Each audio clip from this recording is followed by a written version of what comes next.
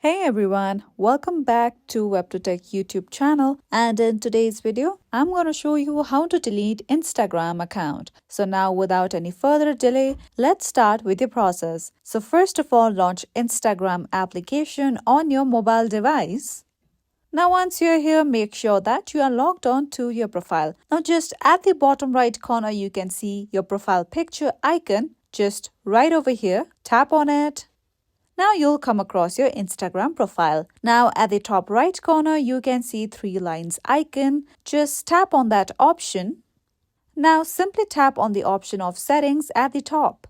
With that, you'll come to this settings page. Now you can see the option of account center. Now just under account center, you can see the option of see more in account center. Tap on it. With that, you'll come to Account Center. Now, just under Account Settings, you can see the option of Personal Details. Just tap on it. Now, once you are here on this page of Personal Details, tap on the option of Account Ownership and Control. Now, select the option of Deactivation or Deletion. Now, over here, your accounts will be displayed. Now, tap on your username of Instagram. Now, once you come across this page, you'll see two of these options, deactivate account and delete account. Simply select the option of delete account because deactivation of account is temporary and deletion of Instagram account is permanent. So all your data related to your profile, photos, videos, comments, likes and followers will permanently be deleted. Now tap on continue option.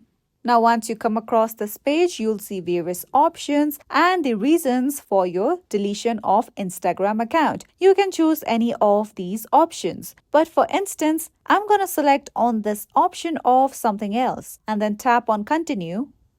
With that, you'll come across this page where you have to enter your password. Now, after entering your password, simply tap on the option of continue.